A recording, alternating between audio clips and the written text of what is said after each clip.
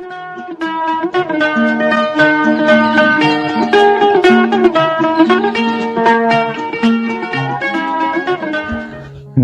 आदाब, hello friends. आपके साथ मैं हूं फराज और चैनल फिल्मी फराज है। यहाँ बातें फिल्मों की होती हैं। दोस्तों, आज जिक्र कुछ जरा हटके। आज के इस कार्यक्रम में जिक्र होगा, रफी साहब का जिक्र होगा, मधुबाला जी का जिक्र होगा और कई बड़े एक्टर्स का जिक्र होगा। संगीतकार का जिक्र होगा, शायर का जिक्र होगा। अभी भट्टाचार्य जी, जी हाँ, अभी भट्टाचार्य साहब हम लाए हैं तूफान से। रफी साहब का गीत फिल्म जागृति। गोप साहब इतने मशहूर एक्टर रहे। आप सोच रहे होंगे कि ये मैं क्या बात कर रहा हूं। मधुबाला जी की जो फिल्में रहीं, चाहे कोई सी भी हो, फागुन हो, मुगले आजम हो, काला पानी हो, रफी साहब ने गीत गाए उनकी फिल्मों में। अच्छा जी मैं हारी, मतलब डुएट्स हैं और बहुत से गीत हैं। ये तो हम जानते हैं मधुबाला जी के बारे में, किस तरह से फिल्मों में आई। उनके वालिद अतौल्ला खान साहब, मधुबाला जी ने फिल्में भी बनाई। 1953 में मेरे ख्याल से उन्होंने अपना प्रोडक्शन हाउस खोला, उनके वालिद ने, मधुबाला और उनकी बहन चंचल और दूसरों ने। और पहली फिल्म बनाई उन्होंने 1955 में, नाता। उसी फिल्म का जिक्र मैं आपसे करूंगा आज। उसके बाद और भी फिल्में बनाई, महलों के ख्वाब, और फिर पठान आई 1962 में। नाता फिल्म का जिक्र आपसे कर रहा हूं। तो नाता मधुबाला का, रफी साहब से लता जी और एस मोहिंदर साहब संगीतकार, तनवीर नकवी साहब ने नाता फिल्म के गीत लिखे। 1955 में ये फिल्म आई दोस्तों।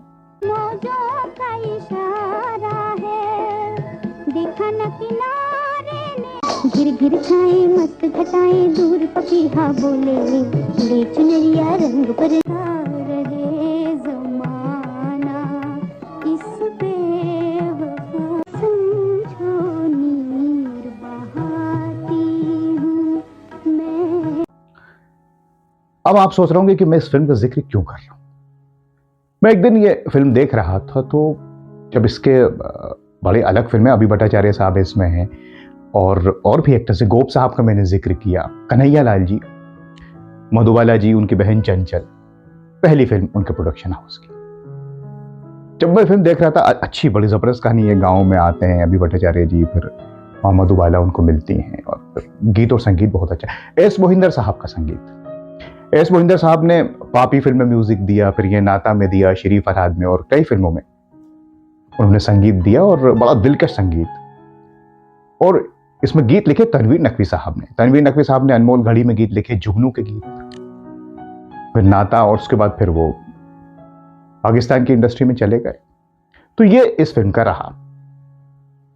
अब आप ये सोच रहे होंगे कि मैं रफी साहब का जिक्र मैं इसलिए कर रहा हूं कि नाता फिल्म के गीत बड़े अच्छे रहे, चाहे वो लता जी की आवाज में हो, मत सोच, नीर, और भी हैं, शमशाद बेगम जी ने गाए, और भी गायक इसमें हैं।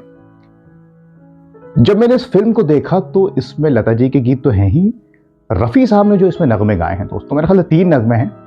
एक सुनो सुनो एक कहानी है, और एक मुद्दत से कव्वाली है, कव्वाली नुमा गीत है गोप साहब के लिए। और एक और गीत है, वो नैया का सीन है नाव का, और उसमें रफी साहब ने, और कोरस में और भी लोग हैं, लता जी हैं और शमशाद बेगम। लेकिन 2 गीत जो इसमें रफी साहब के हैं, और एक लता जी का गीत बहुत ही मशहूर है। तो जब मैंने इस फिल्म को देखा तो एक गीत पिक्चराइज है अभी भट्टाचार्य जी के ऊपर, सुनो सुनो एक नई कहानी, और एक गोप साहब के ऊपर जो कव्वाली है।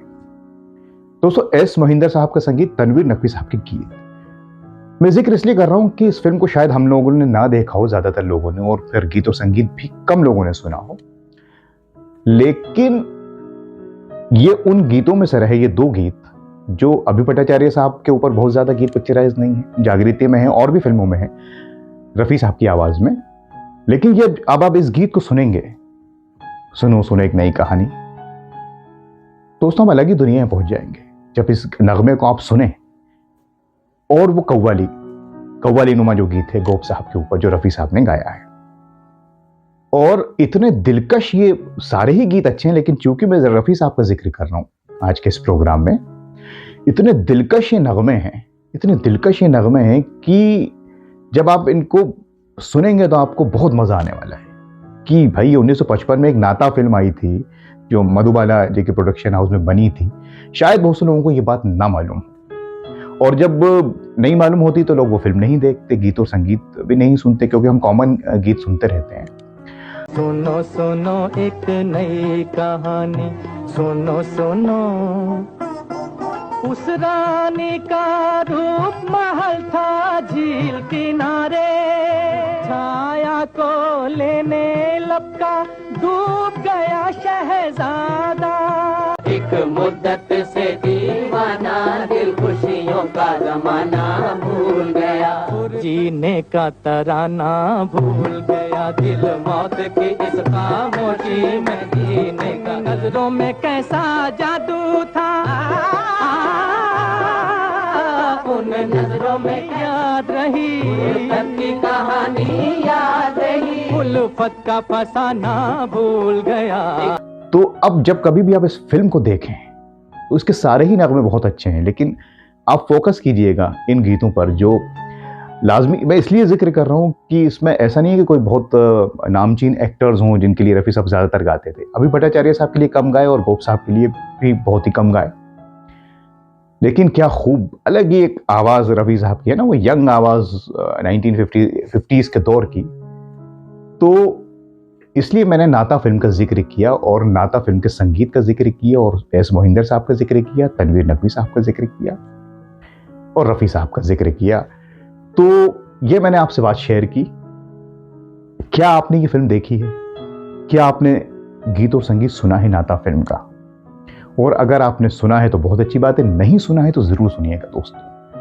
आप अलग ही दुनिया में जाएंगे और पता चलेगा आपको वैरायटी, और ये भी पता चलेगा कि मधुबाला जी का प्रोडक्शन हाउस था खुद का, जो उन्होंने अपने वालिद और बहनों के साथ खोला था। और ये भी आपको बता दूं कि यही शर्त थी अताउल्लाह खान साहब की, जो मधुबाला के फादर रहे, दिलीप कुमार साहब से, कि आप हमारे प्रोडक्शन हाउस से जुड़िए और सिर्फ हमारे साथ काम कीजिए। जिस शर्त को दिलीप साहब ने ठुकरा दिया था और बाद में फिर डिस्प्यूट हो गया मधुबाला के फादर और दिलीप साहब में, और इस वजह से ये दोनों एक नहीं हो पाए। ये बहुत बड़ी वजह रही। और भी मैंने आपको बताया कि इसके अलावा नाता, महलों के ख्वाब और पठान फिल्म इन लोगों ने बनाई। फिर ज़्यादा ये प्रोडक्शन हाउस कुछ ऐसा खास कर नहीं पाया।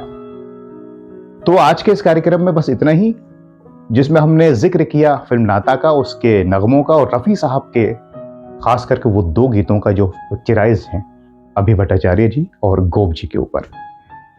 आपके पास कोई ऐसी इन्फॉर्मेशन हो आप हमसे ज़रूर शेयर कीजिएगा, ऐसी इस तरह की इन्फॉर्मेशन जो कम लोगों को मालूम हो, ताकि लोग और भी फिल्में देखें और उस संगीत से जुड़ें जो लोगों तक नहीं पहुंच पाया, वो नगमे नहीं पहुंच पाए। यही हमारा मकसद रहता है कार्यक्रम बनाने का। तो अब मैं जाता हूं, कुछ और रिसर्च करके लाऊंगा दोस्तों। रिसर्च करना पड़ता है, मेहनत आपकी दुआ से हम करते हैं।